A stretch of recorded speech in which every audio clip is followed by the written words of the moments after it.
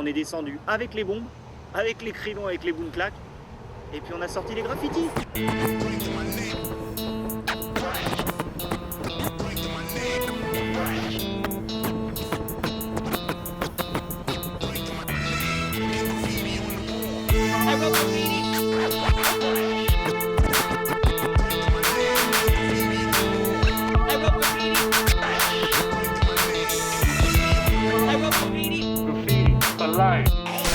La station de métro Louvre a été victime la nuit dernière de taggers qui ont recouvert de graffitis les reproductions de statues et de bas-reliefs exposés dans cette station.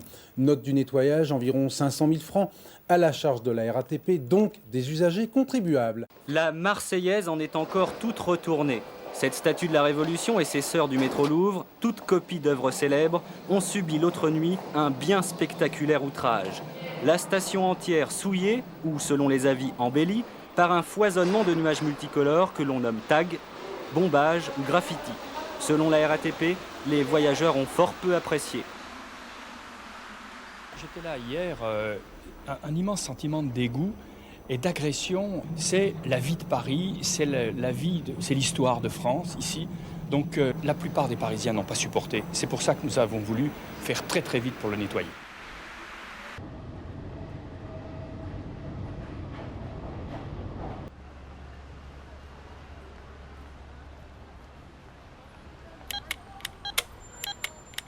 Contient de lactysol qui ne dissimule pas la mauvaise haleine, mais l'absorbe.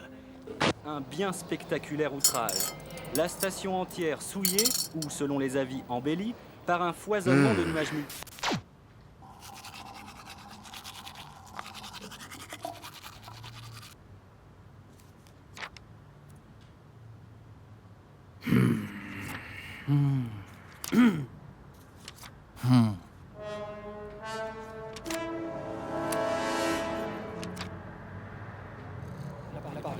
La station entière souillée, les voyageurs ont fort peu apprécié. Note du nettoyage, environ 500 000 francs à la charge de la RATP.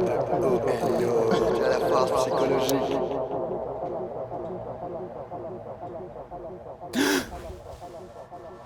Il faut trouver Ueno, c'est ton ennemi, il faut le trouver, puis il faut le tuer, il faut le tuer.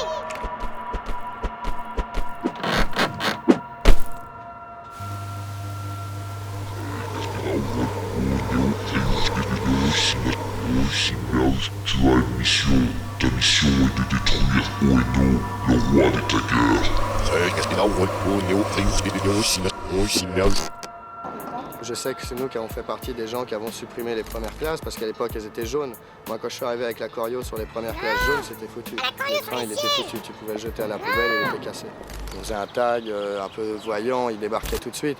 Faut quand même l'avouer, c'était assez violent. À l'époque il y avait de la dépouille, ce qui faisait que les gars qui restaient actifs là-dedans, c'était aussi des gars qui l'avaient vraiment dans le cœur et aussi les couilles pour le faire.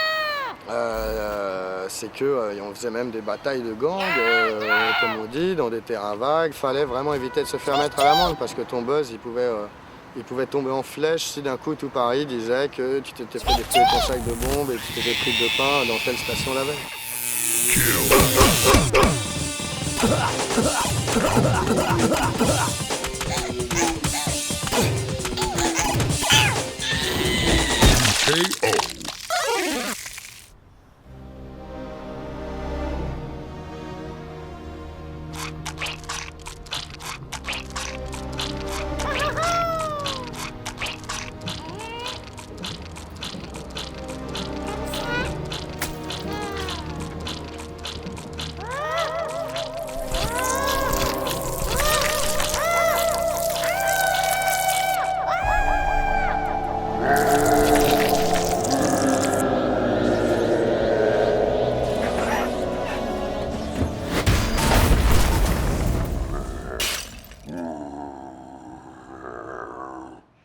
On sait que ça va partir. Tu poses tes couilles sur la table, nous on encule la RATP. Moi je bats le crâne pas.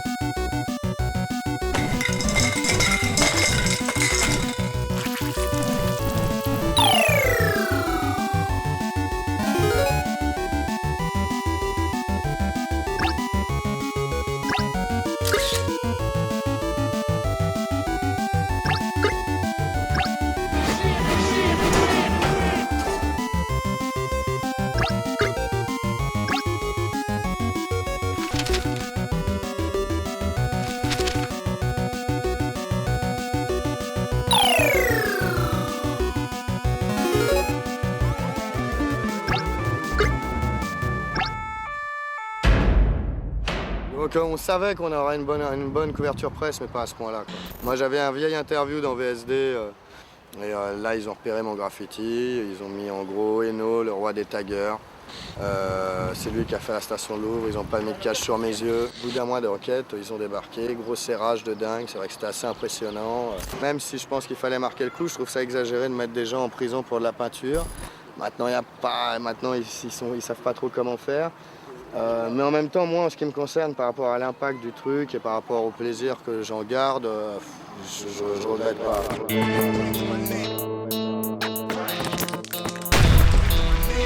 Nous, on tue la RATP. Wesh cousin, cousine, abonne-toi pour un deuxième épisode de Vous m'amène.